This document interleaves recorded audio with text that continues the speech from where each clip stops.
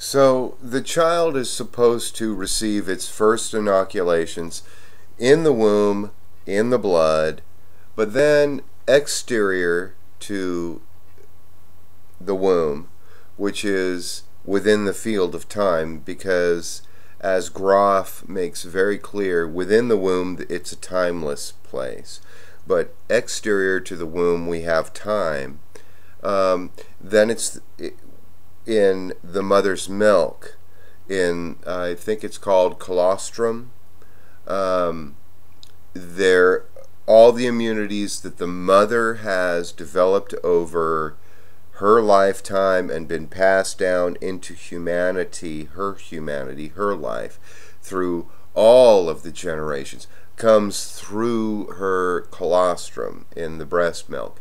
And I'm really proud to say that I really suggested strongly, but in a kind way that was very respectful of my daughter's will to make her own choice, that I suggested to her to breastfeed, and she is breastfeeding, and she's doing well, and so is Zoe. And this is a very strong, important thing for me, because my mother didn't breastfeed me, and I always wonder if my psychological orientation towards the life and myself would have been different if I had gotten inoculations.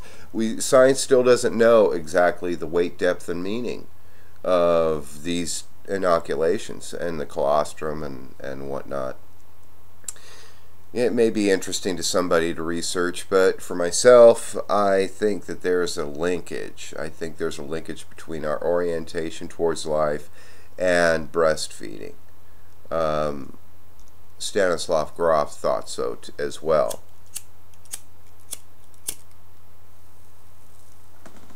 But this inoculation is very, very important, because some people are offended by certain aspects of life and not offended by other aspects of life. And this stance and posture of being offended, the offensive, the defensive,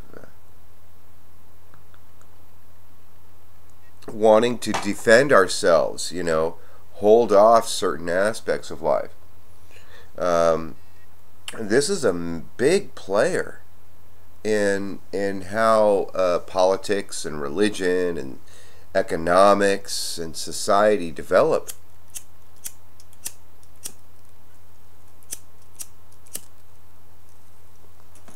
Whether anybody wants to admit it or not, our attitude is a big player. I remember, I was recently remembering a fourth grade teacher that was very influential to me, and the reason why she was so influential, I was remembering her today, Miss McNamee. She wanted to be called, Mrs. McNamee. She was married, but that's not so important as the fact that when she got frustrated, she would go, "Oh joy!" And I didn't understand it as a young person, but now that I'm older, it's very, very clear that when the tragedies of life and the frustrations of life bombard us, and we have a defensive or offensive stance in relationship to what is bombarding us. And the key you got to realize is offense is in possession of the ball. Defense is not. Where's the ball in play? It's very, orientative. It orients us, offensive, defensive. Where do we stand in life? What's our stance? Well, her stance was, "Oh joy!" And I knew when she was frustrated, she would auto-suggest to what she was doing was auto-suggesting to herself, "To hell with it, let's have a good time. We're going to make the most of it." And generally speaking, I think that is a natural feminine response.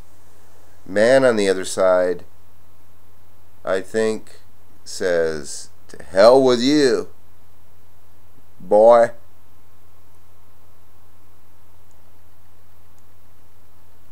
But that's among us men.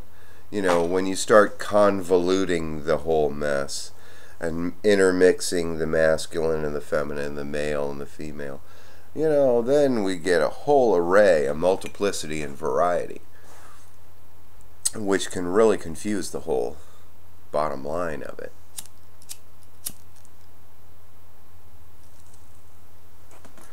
Which we all got to be cool with too, as well.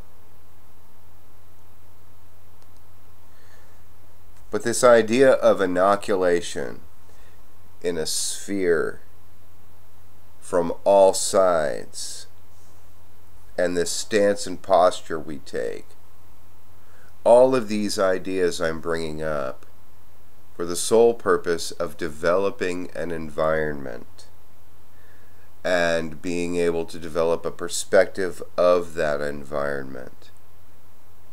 I realize that there's a great many people who are living their lives without a stance or posture, and they have this false bravado, this false stance, of which is basically a regurgitation of what is acceptable. And what is acceptable is based in the past, in hopes for the future. However, what really is unknown.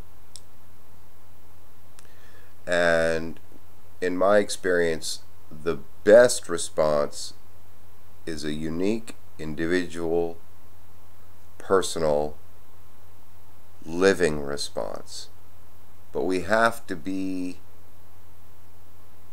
in contact with that life pulse, as Spengler might have called it, that living, that yay to life, that life affirmation that says, hey, I ain't done yet, and I still got something to say. I got something to do. What it is, I'm not sure, but we'll figure it out as we go. And all of this, of what I'm saying, is not easily manipulated, controlled, and possessed. And this is very frightful to those that need to manipulate, control, and possess. And they live on this planet as well as the rest of us. And we've all got to live with it. You know, it's just another nature, another aspect of living.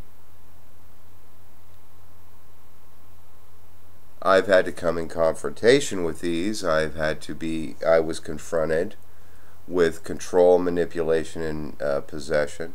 And I had a natural arising response to that, but that was unique to me. I don't necessarily take kindly to it.